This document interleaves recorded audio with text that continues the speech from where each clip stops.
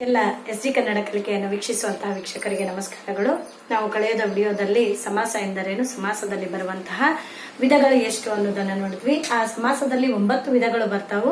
ಆದ್ರೆ 9ನೇ ವಿಧ ಆಗಿರ್ತಕ್ಕಂಥ ಅರಿ ಸಮಾಸವನ್ನ ನಾವು ಹೆಚ್ಚಾಗಿ ನೋಡಲ್ಲ. ಯಾಕೆಂದ್ರೆ ಅಲ್ಲಿ ಕನ್ನಡ ಮತ್ತು ಸಂಸ್ಕೃತ ಪದಗಳು ಬರೋದ್ರಿಂದಾಗಿ ಆ ಅರಿ ಸಮಾಸವನ್ನ ನಾವು ಹೆಚ್ಚಾಗಿ ನೋಡೋದಿಲ್ಲ. ಅದರಲ್ಲಿ ಬರ್ತಕ್ಕಂಥದ್ದು ಅರಿ ಸಮಾಸದಲ್ಲಿ ಉದಾಹರಣೆಗಳು ಹೆಚ್ಚಾಗಿ ರಾಜ ಮಹಾರಾಜರ ಒಂದು ಬಿರುದಾವಳಿಗಳು ಅದರಲ್ಲಿ ಬರ್ತಾವು ಅಂತ ಹೇಳ್ಬಹುದು. ಸರಿ, ಹಾಗಾದ್ರೆ ಈಗ ಮೊದಲನೇ ಒಂದು ವಿಧ ಆಗಿರುವಂತಹ ತತ್ಪುರುಷ ಸಮಾಸವನ್ನ ನೋಡು. ನಾವೀಗಾಗಲೇ ಸಮಾಸ ಅಂದ್ರೆ ಏನು ಅಂತ ತಿಳ್ಕೊಂಡಿದ್ವಿ. 2 ನಾಮಪದಗಳು ವಿಭಕ್ತ್ಯಾನುಸಾರವಾಗಿ ಸೇರಿ ಅದರ ಮಧ್ಯದಲ್ಲಿ ಇರುವಂತಹ ವಿಭಕ್ತಿ ಲೋಪವಾಗಿ ಅಂದ್ರೆ ಅರ್ಥ ಕೆಡದಂತೆ ಲೋಪ ಆಯಿತು ಅಂದ್ರೆ ಅದಕ್ಕೆ ನಾವೇನಂತ ಹೇಳ್ತೀವಿ, ಸಮಾಸ ಅಂತ ಹೇಳ್ತೀವಿ.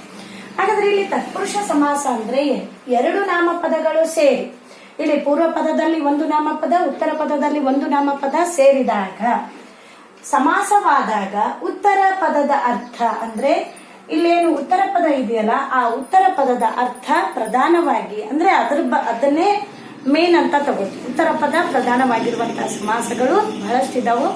ಅಂದ್ರೆ ಈ 8 ವಿಧಗಳಲ್ಲಿ ಯಾವ್ಯಾವ ಬರ್ತಾವ ಅಂತ ನಾವು ನಿಮ್ಗೆ ನೆಕ್ಸ್ಟ್ ವಿಡಿಯೋದಲ್ಲಿ ನಾನು ತೋರಿಸ್ಕೊಡ್ತೀನಿ. ಅಂದ್ರೆ ಇಲ್ಲಿ ತತ್ಪುರುಷ ಸಮಾಸ ಅಂದ್ರೆ ಉತ್ತರ ಪದದ ಅರ್ಥ ಪ್ರಧಾನವಾಗಿದ್ರೆ ಅದಕ್ಕೆ ನಾವು ತತ್ಪುರುಷ ಸಮಾಸ ಅಂತ ಹೇಳ್ತೀವಿ. ಈಗ ಇಲ್ಲಿ ಪೂರ್ವ ಪದದಲ್ಲಿ ಇನ್ನೊಂದು ಹೇಳ್ತಾರ ವ್ಯಾಕರಣಕಾರರು, ಏನಂತ ಹೇಳ್ತಾರ ಅಂದ್ರೆ ತೃತೀಯ ವಿಭಕ್ತಿಯಿಂದ ಹಿಡಿದು ಸಪ್ತಮಿ ವಿಭಕ್ತಿವರೆಗೆ ಪೂರ್ವ ಪದಗಳು ಬರಬೇಕು.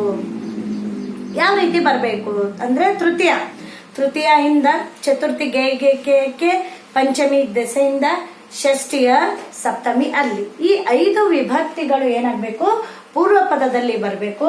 ಉತ್ತರ ಪದ ಯಾವ್ದಾದ್ರು ಬಂದ್ರು ನಡೆಯುತ್ತೆ, ಆದ್ರೆ ಇಲ್ಲಿ ಮಾತ್ರ ಪೂರ್ವ ಪದಗಳು ಏನಾಗಿರ್ಬೇಕು, ತೃತೀಯ, ಚತುರ್ಥಿ, ಪಂಚಮಿ, ಷಷ್ಠಿ, ಸಪ್ತಮಿ ಈ 5 ವಿಭಕ್ತಿಗಳು ಇಲ್ಲಿ ಬರಬೇಕು. ಯಾವ್ಯಾವು? ತೃತೀಯದಿಂದ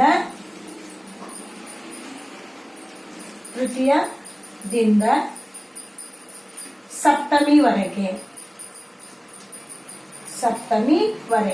ಯಾಕಂದ್ರೆ ಅಲ್ಲಿ ಪ್ರತಿಯೊಂದಕ್ಕೂ ನಾವೇನ್ ಮಾಡೋಣ, ಉದಾಹರಣೆಯನ್ನ ನೋಡೋಣ. ಪೂರ್ವ ಪದದಲ್ಲಿ ತೃತೀಯ ಇಂದ ಬರಬೇಕು. ತೃತೀಯ, ಚತುರ್ಥಿ, ಪಂಚಮಿ, ಷಷ್ಠಿ, ಸಪ್ತಮಿ ಇವೆಲ್ಲ ಉದಾಹರಣೆಗಳನ್ನ ನಾನು ಈ ವಿಡಿಯೋದಲ್ಲಿ ತೋರಿಸ್ಕೊಡ್ತೀನಿ. ಆಯ್ತು, ಸರಿ. ಹಾಗಾದ್ರೆ ತತ್ಪುರುಷ ಸಮಾಸ ಅಂದ್ರೆ 2 ನಾಮಪದಗಳು ಸೇರಿ ಸಮಾಸವಾದಾಗ ಉತ್ತರ ಪದದ ಅರ್ಥ ಪ್ರಧಾನವಾಗಿರುವಂತಹ ಒಂದು ಸಮಾಸಕ್ಕೆ ನಾವು ತತ್ಪುರುಷ ಸಮಾಸ ಅಂತ ಹೇಳ್ತೀವಿ. ಈಗ ಉದಾಹರಣೆಗಳನ್ನ ನೋಡೋಣ. ಸರಿ, ಇಲ್ಲಿ ಪ್ರತಿಯೊಂದಕ್ಕೂ ಅಂದ್ರೆ ತೃತೀಯದಿಂದ ಸಪ್ತಮಿಯವರೆಗೆ ಇರುವಂತಹ ಉದಾಹರಣೆಗಳನ್ನ ನೋಡೋಣ. ಇಲ್ಲಿ ಕಣ್ಣಿನಿಂದ ಪ್ಲಸ್ ಕುರುಡ ಅಂದ್ರೆ ಕಣ್ಣಿನಿಂದ ತೃತೀಯ ವಿಭಕ್ತಿ ಬಂತು. ಕಣ್ಣಿನಿಂದ ಪ್ಲಸ್ ಕುರುಡ ಅದಕ್ಕೆ ಏನಂತ ಹೇಳ್ತೀವಿ ನಾವು, ಕಣ್ಗುರುಡ.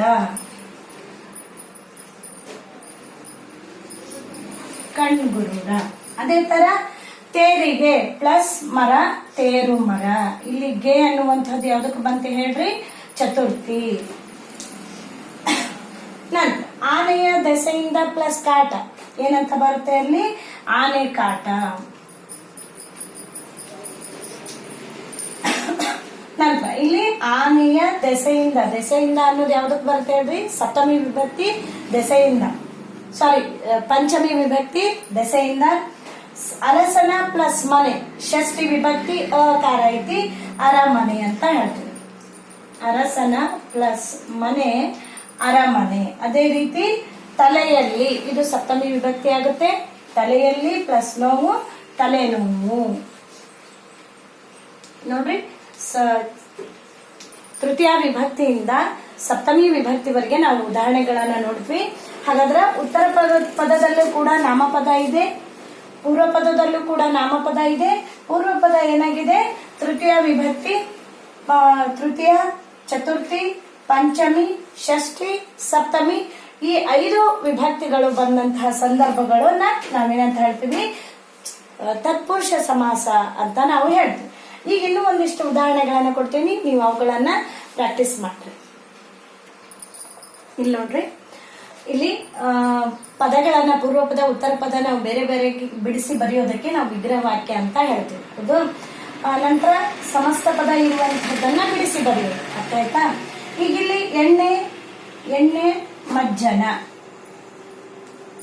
ಏನ್ ತಗೋತೀವಿ ಅಲ್ಲಿ? ಎಣ್ಣೆ ಎಣ್ಣೆಯಿಂದ ಪ್ಲಸ್ ಮಜ್ಜನ, ಎಣ್ಣೆ ಮಜ್ಜನ. ಕರ್ಮ ಕಾಂಡ, ಕರ್ಮದಿಂದ ಪ್ಲಸ್ ಕಾಂಡ, ಕರ್ಮಕಾಂಡ. ಕೂದಲೆಳೆ, ಕೂದಲಿನ ಪ್ಲಸ್ ಎಣ್ಣೆ, ಕೂದಲೆಣ್ಣೆ. ಹೌದು. ನಂತರ ಅತಿ ಕುಟಿಲ, ಅತಿಯಾದ ಅಕಾರ ಬಂತು, ಷಷ್ಠಿ ವಿಭಕ್ತಿ. ಅತಿಯಾದ ಪ್ಲಸ್ ಕುಟಿಲ, ಅತಿ ಕುಟಿಲ. ಕಲ್ಲಿನ ಪ್ಲಸ್ ಮಂಟಪ, ಕಲ್ಲಿನ ಮಂಟಪ ಅಂದ್ರೆ ಕಲ್ಲು ಮಂಟಪ. ಪುರುಷೋತ್ತಮ, ಪುರುಷರಲ್ಲಿ ಪ್ಲಸ್ ಉತ್ತಮ, ಪುರುಷೋತ್ತಮ. ಈ ಎಲ್ಲಾ ಉದಾಹರಣೆಗಳು ಏನಾಗ್ಯಾವು? ಪೂರ್ವ ಪದ ತೃತೀಯದಿಂದ ಸಪ್ತಮಿಯವರೆಗೆ ಇರುವಂತಹ ಉದಾಹರಣೆಗಳನ್ನ ನೀವು ಕೂಡ ಬಿಡಿಸ್ರಿ. ಹಾಗಾದ್ರ ತತ್ಪುರುಷ ಸಮಾಸ ಅಂದ್ರೆ ಎರಡು ನಾಮಪದಗಳು ಸೇರಿ ಸಮಾಸವಾಗುವಂತಹ ಸಂದರ್ಭದಲ್ಲಿ ಉತ್ತರ ಪದದ ಅರ್ಥ ಪ್ರಧಾನವಾಗಿರುವಂತಹ ಸಮಾಸಕ್ಕೆ ನಾವು ತತ್ಪುರುಷ ಸಮಾಸ ಅಂತ ಹೇಳ್ತೀವಿ. ಮುಂದಿನ ಒಂದು ವಿಡಿಯೋದಲ್ಲಿ ನಾವು ಕರ್ಮಧಾರಯ, ಅಂಶಿ ಸಮಾಸ, ದ್ವಿಗು ಸಮಾಸ, ದ್ವಂದ್ವ ಸಮಾಸ, ಈ ರೀತಿಯಾಗಿ ಅನೇಕ ಸಮಾಸಗಳನ್ನ ನಾವೇನ್ ಮಾಡೋಣ, ಅಭ್ಯಾಸ ಮಾಡೋಣ ಅಂತ ಹೇಳ್ತಾ ಪ್ರತಿಯೊಬ್ಬರಿಗೂ ಧನ್ಯವಾದಗಳು.